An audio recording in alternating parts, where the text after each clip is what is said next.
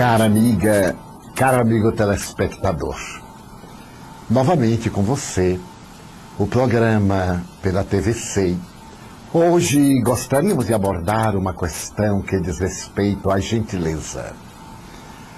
À medida em que surgem os conflitos humanos, determinados gestos de gentileza, de carinho, vão sendo colocados à margem. Nessa volúpia pelo prazer e pelo ter, na desabalada correria pelo triunfo pessoal, muitos atropelamo-nos uns aos outros, deixando à margem aqueles que nos parecem fracos, ou que não teriam nenhum significado em nosso relacionamento desde que não nos promoveriam, a fim de lograrmos o objetivo pelo qual lutamos. A história real que irei narrar é um convite a maduras reflexões. Nos anos que já vão algo distantes, no período 1930-1975, a Polônia encontrava-se martirizada pelas muitas raças que albergava no seu seio generoso.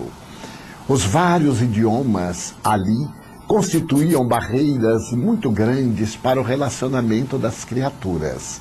Aliás, o problema já era antigo. Desde o século anterior, o século XIX, na cidade de Białystok, por exemplo, nos vários bairros haviam verdadeiros guetos. No bairro Y moravam armenos, no bairro X moravam judeus, no bairro Z e sucessivamente.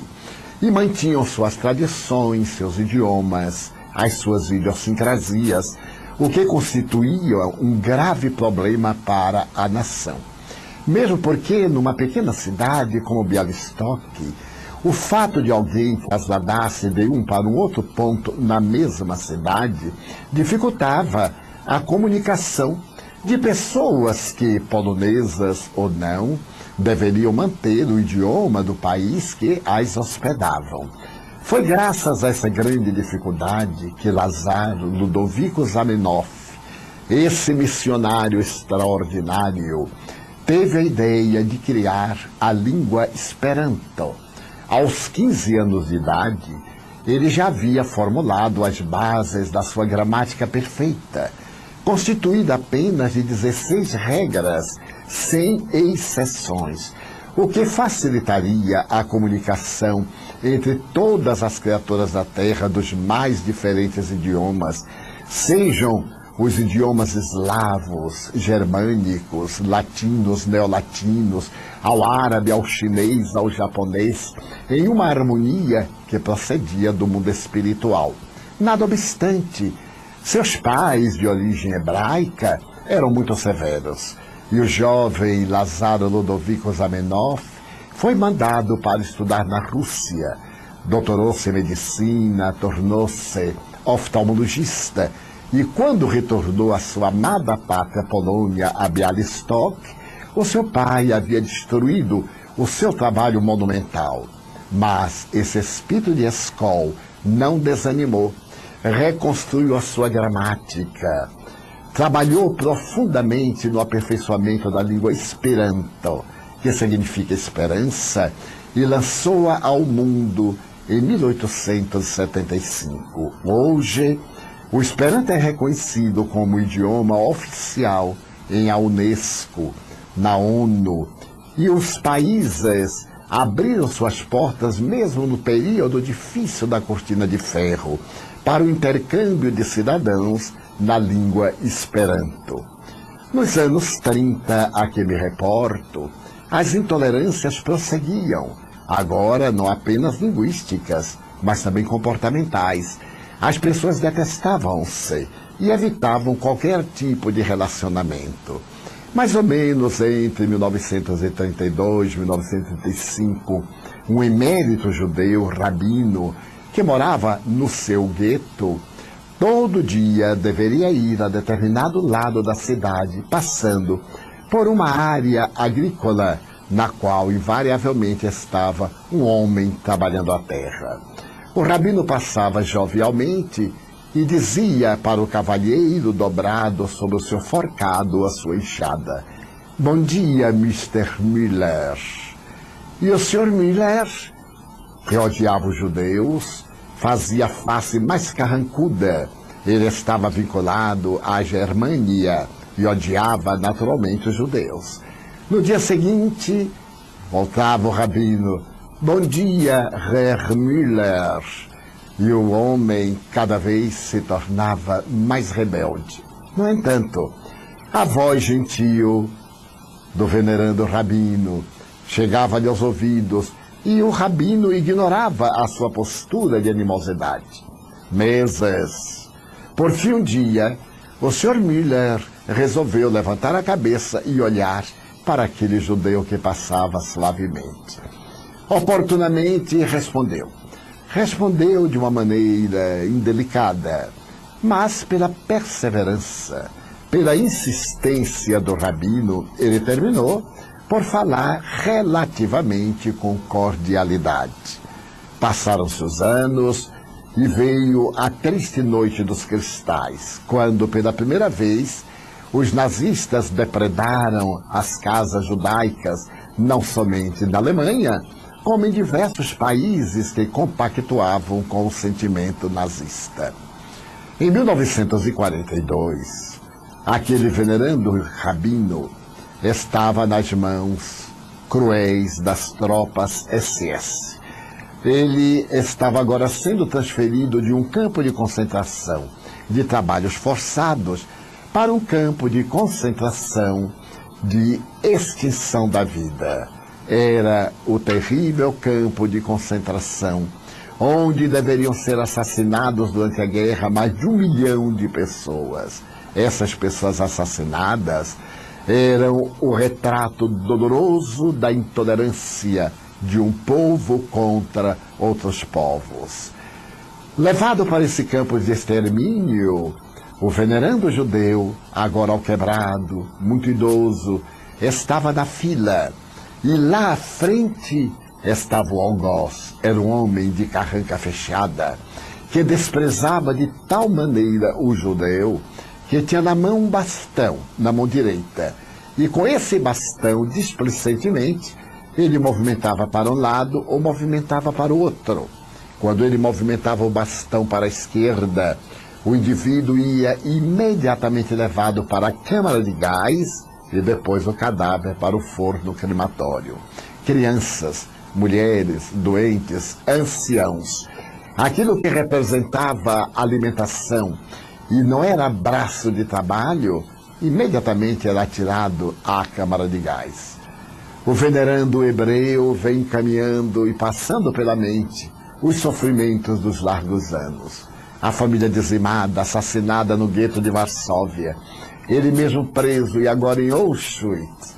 A palavra fazia tremer os sentimentos de qualquer criatura condenada.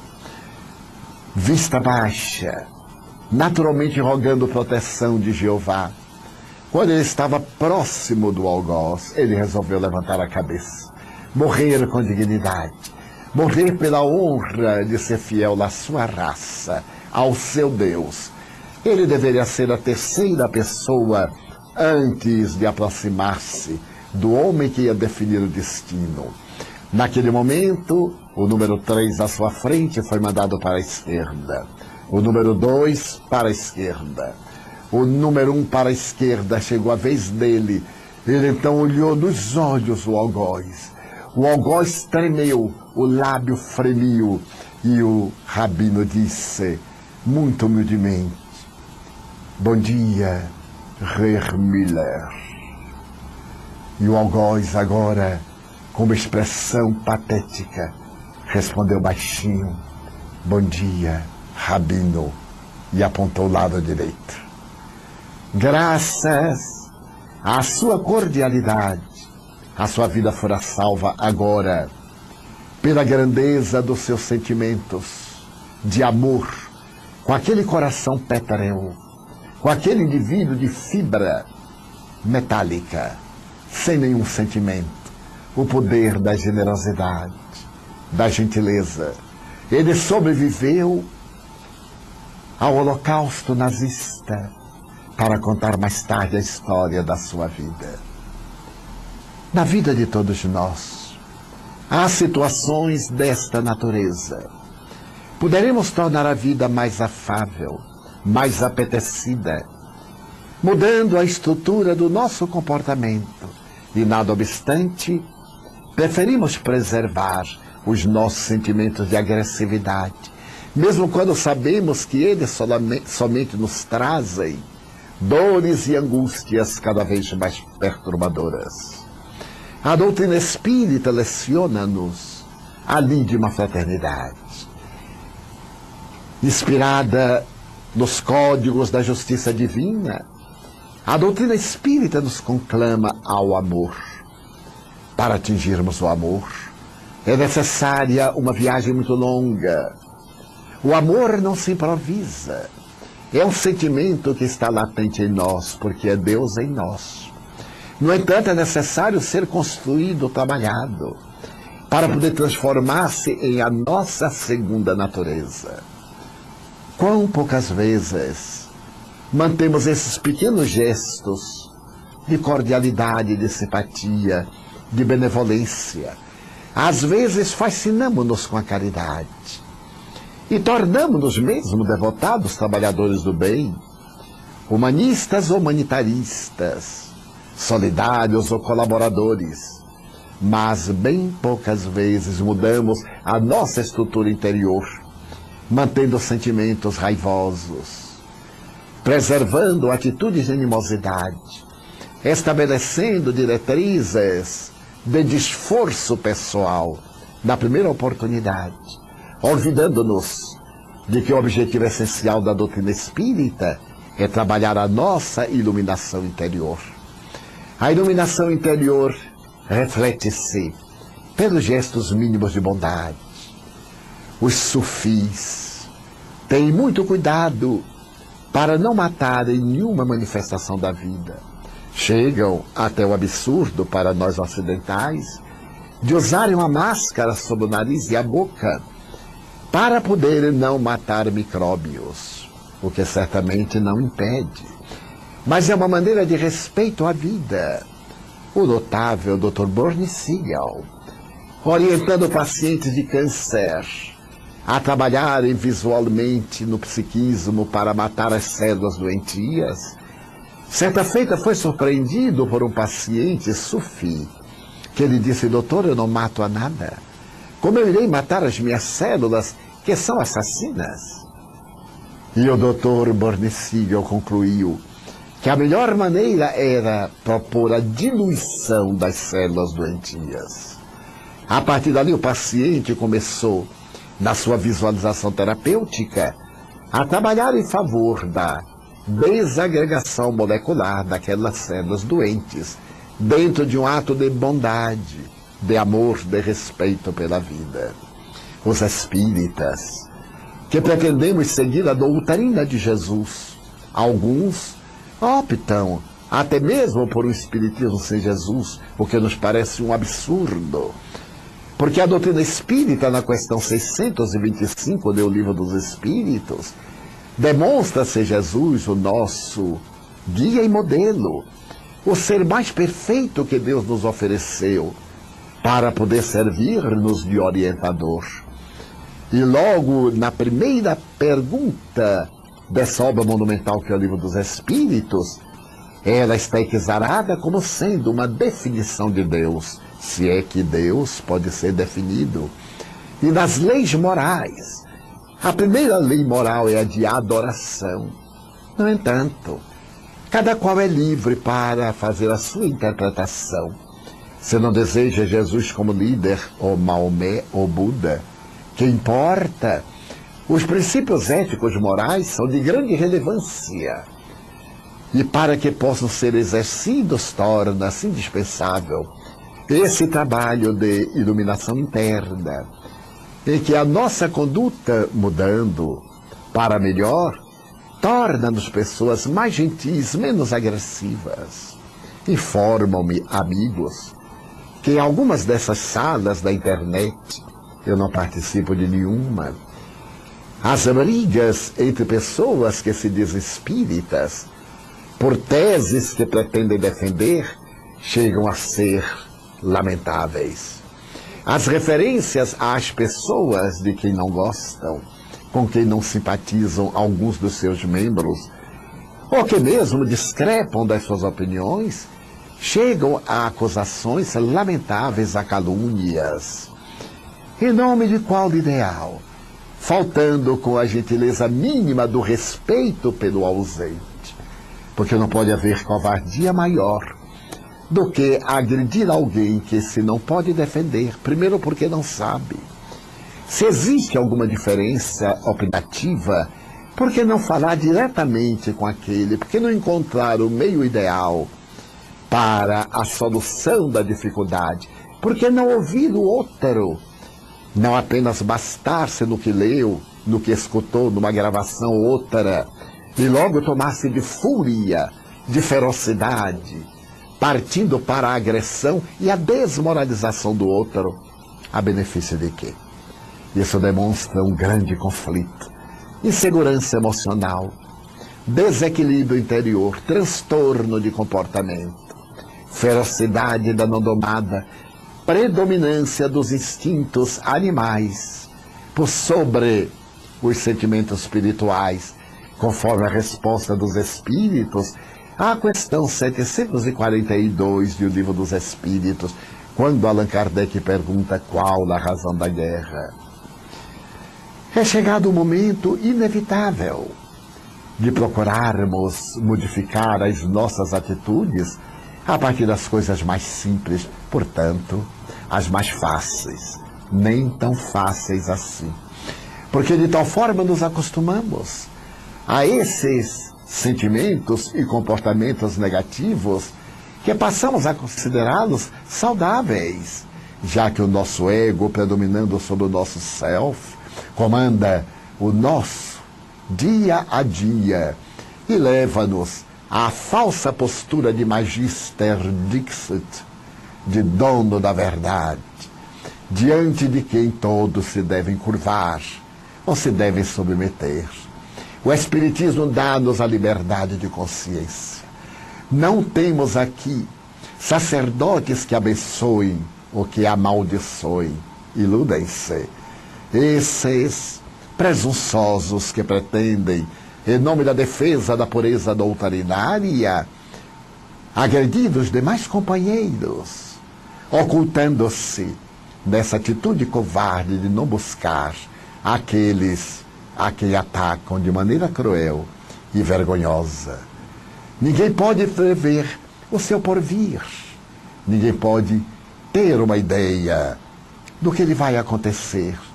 Então é necessário exercitar a gentileza, a compaixão, conforme ensinou Jesus Cristo. Com a medida com que medirdes, serás medido. Desta forma, o exemplo do Rabino cansado. Bom dia, Rer Müller. Bom dia, Rabino. Para a direita. Faremos um breve intervalo e logo retornaremos.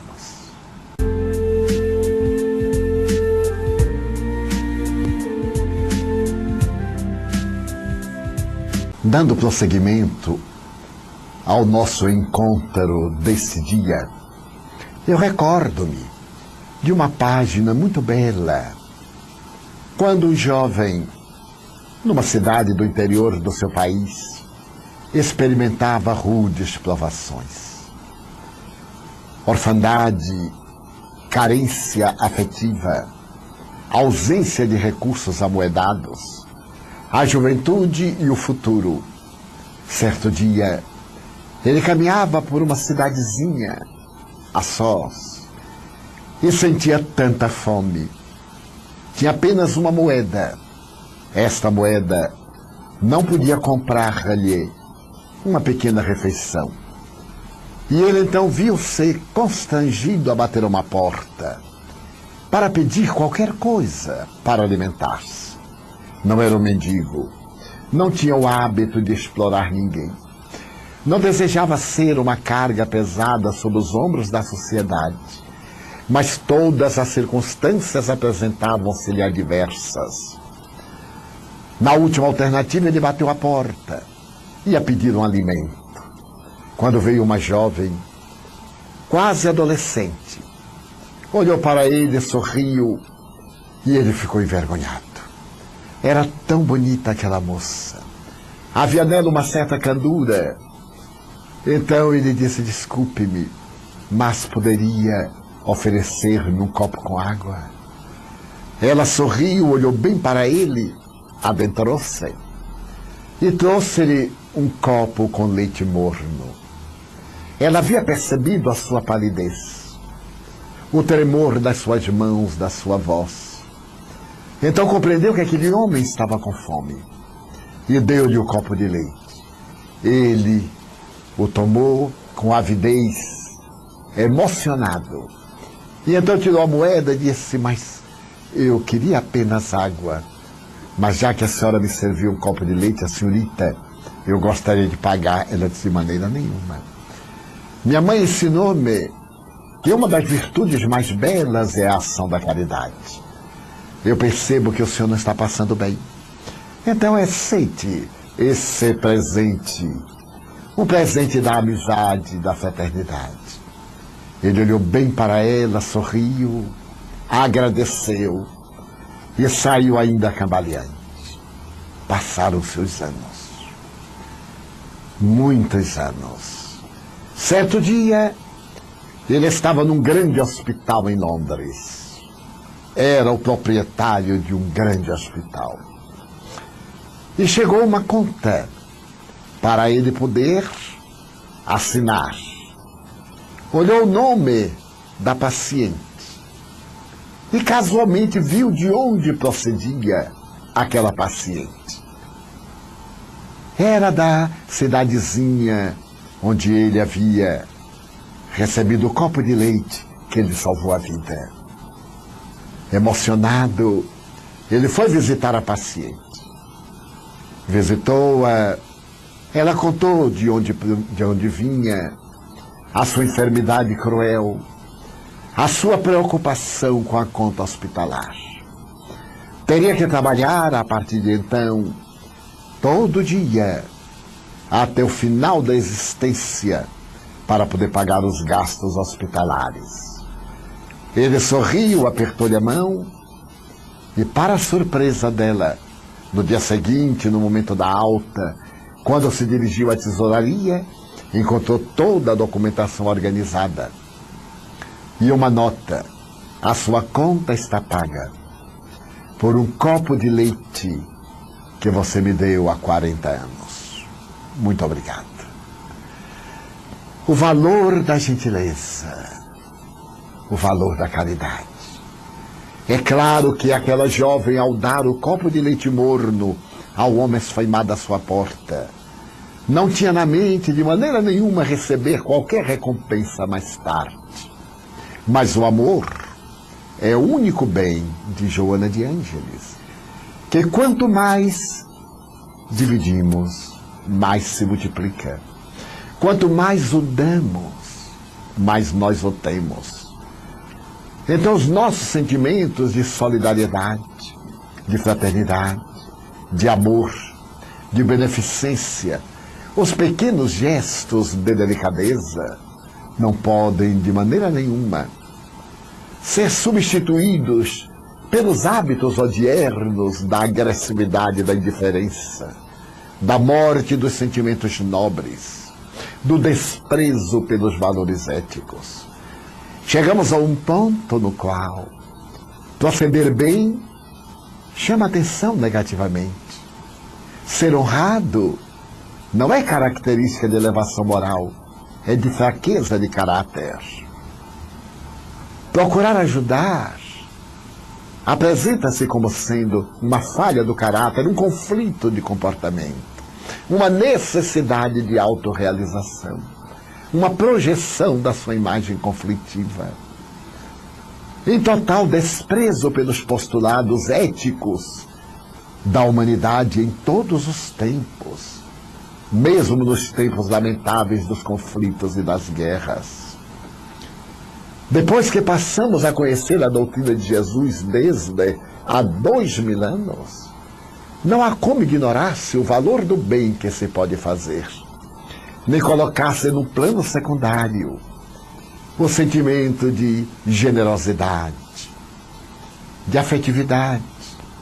Com o conhecimento da doutrina espírita, muito mais profunda se torna a nossa convicção de bem fazer, de melhor servir. Recordo-me que algumas pessoas, ao tempo em que se encontrava entre nós o apóstolo da mediunidade Chico Xavier, tinham-no como um conflitiado, um psicopata. Até mesmo um dia eu ouvi alguém dizer que era um covarde, que se ocultava na falsa humildade para poder dar largas ao orgulho de ser humilde. Certamente eu não respondi nada. Chico Xavier não necessitava da minha voz para a defesa. Quem necessita de alguém que eu defenda, ou qualquer doutrina que necessita de defensores, não suporta os vendavais e os camartelos da ignorância e da estupidez humana. Os seus valores intrínsecos superam todas essas agressões. E é claro, Chico Xavier superou e demonstrou em 92 anos de uma existência ilibada que forte não é aquele que esmaga os outros, que aos outros leva ao ridículo, que aos outros perseguem. Esses são verdadeiramente os covardes. Forte é aquele que se vence a si mesmo, que apesar de perseguido, compreende o outro, sabe que é um enfermo, tem-no na condição de alguém necessitado, e doa-lhe compaixão, misericórdia, piedade. Afinal de contas, estagiamos em níveis diferentes de consciência, desde aquele estágio primário da consciência de sono até o sublime estado de consciência cósmica, o nível superior. Não podemos esperar que todos pensem da mesma forma e que da mesma forma se comportem. No colégio elegido por Jesus, cada qual era especial. A doçura de João, que o tornou discípulo amado, nada tinha a ver com a insustentável descrença permanente de Tomé. A simplicidade de Simão Barjonas, o que comandaria mais tarde a barca dos companheiros aturdidos. Simão Pedro era muito diferente da conduta de André. Caindo em si depois de negar o mestre, Pedro deu a sua vida. E de acordo com antigas tradições, ao ser crucificado nos pântanos das colinas vaticanas de então, ele pediu para ser posto de cabeça para baixo, porque não merecia morrer como seu mestre. Então é coragem, é coragem.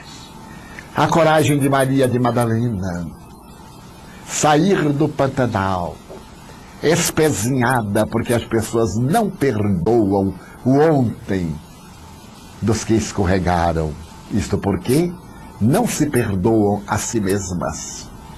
Ainda não conseguiram entender-se e desculpar-se dos seus desvios de conduta, são inclementes em relação aos outros, de uma impiedade.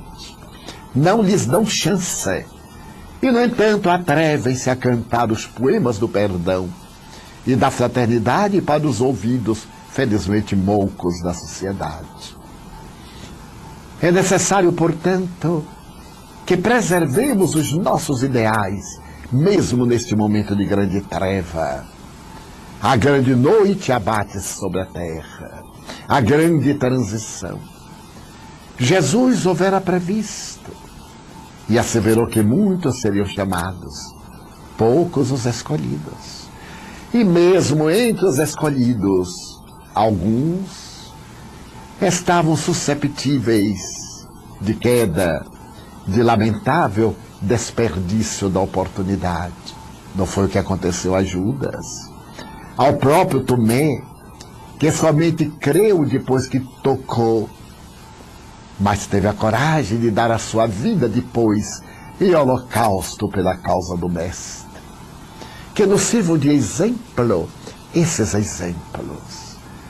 Uma Madre Teresa de Calcutá frágil, quando convidada para colaborar no esforço contra a violência, ela disse: não, eu não sou contra a violência. Eu sou a favor da não violência. Porque aquele que é contra qualquer coisa, arma-se. E eu desarmo-me. Eu amo. Então eu faço parte do grupo dos que trabalham em favor da não violência. Quanto necessitamos desses exemplos, cara amiga, caro amigo telespectador. Não nos deixemos influenciar perturbadoramente por essas vozes perturbadas do mais além, que se utilizam de criaturas estúrdias e desajustadas para criarem situações embaraçosas. Nós dispomos da mensagem rutilante da doutrina espírita, ser-lhe fiéis, dedicarmos-nos ao seu trabalho sem presunções, sem ostentações, sem malabarismo das palavras que perturbam, que confundem, trabalhando numa sociedade que estamos construindo com amor, enquanto pauram aqueles que são os agitadores. É o dever que nos devemos impor. É a tarefa que nos cabe desempenhar em um momento realmente significativo do processo da evolução. Vamos então iniciar, ou reiniciar, ou prosseguir os nossos esforços nesse trabalho da gentileza, as pequenas gentilezas. Bom dia, Mr. Miller. Quantos Mr. Miller nós encontramos pelo mundo? Bom dia, Herr Miller. Bom dia, Senhor Miller. E não esqueçamos do copo de leite morno, a que nos pede uma côdea de compaixão. Porque certamente esse gesto nosso irá salvar uma vida que se estiola e que a nossa indiferença poderia contribuir para se tornar mais danosa e mais infeliz. Faremos a nossa pausa e logo estaremos de volta.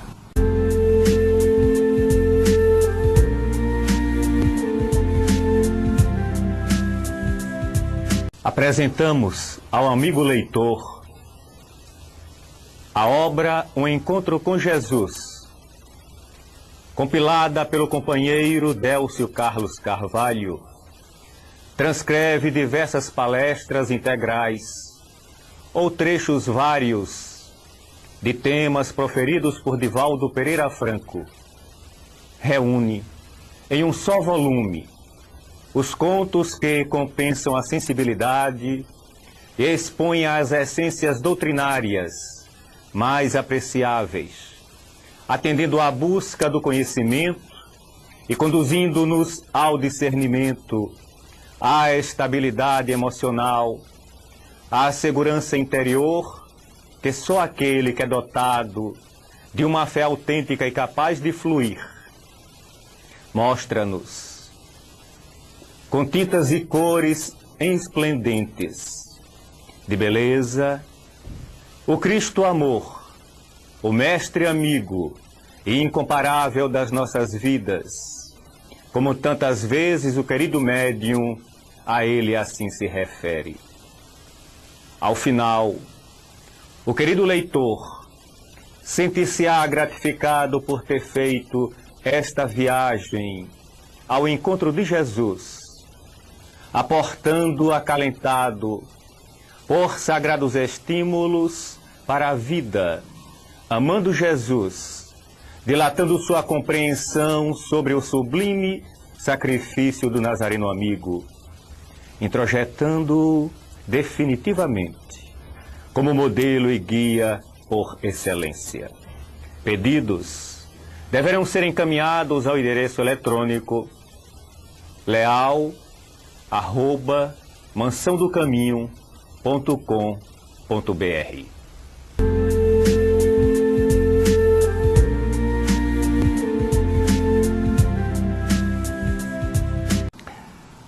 Chegamos ao término de mais um programa Encontro com Divaldo pela tvc.com. No próximo domingo, neste mesmo horário, estaremos de volta. Que você, caro amigo telespectador, que você, cara amiga telespectadora, tenha uma semana de paz, de gentilezas e de beneficência. Muito obrigado. Até domingo próximo.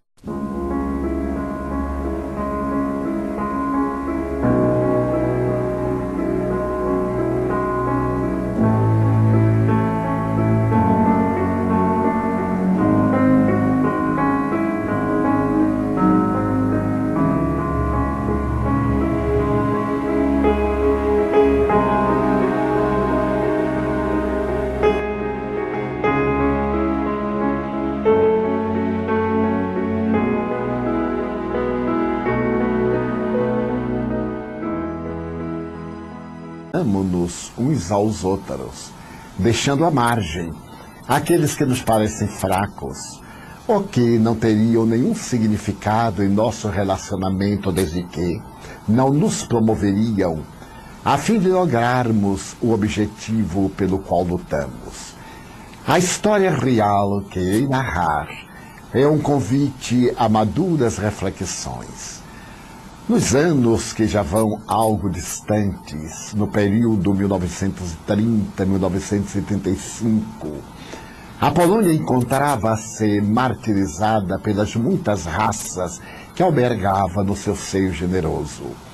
Os vários idiomas ali constituíam barreiras muito grandes para o relacionamento das criaturas. Aliás, o problema já era antigo. Desde o século anterior, o século XIX, na cidade de Białystok, por exemplo, nos vários bairros haviam verdadeiros guetos. No bairro Y moravam armenos, no bairro X moravam judeus, no bairro Z e sucessivamente, linguísticas, mas também comportamentais. As pessoas detestavam-se e evitavam qualquer tipo de relacionamento.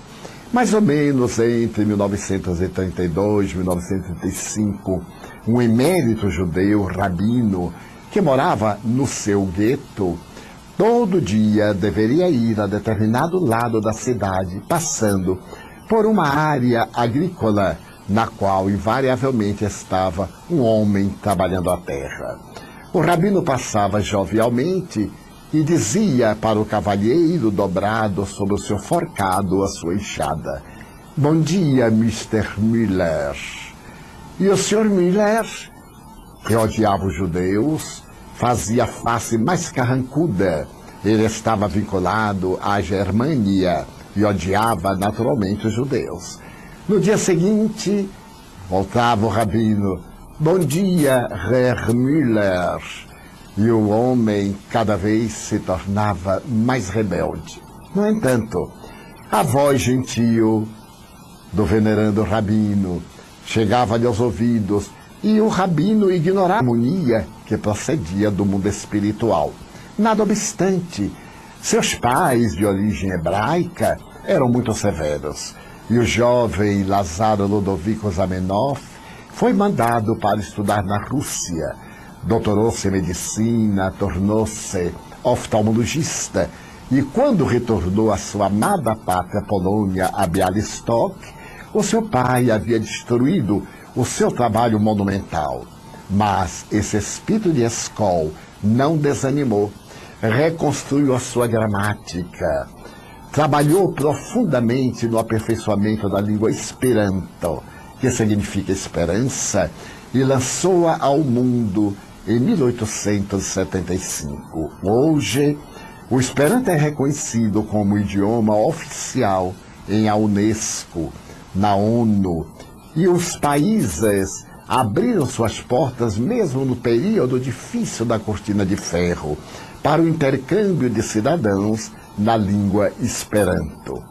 Nos anos 30, a que me reporto, as intolerâncias prosseguiam, agora não apenas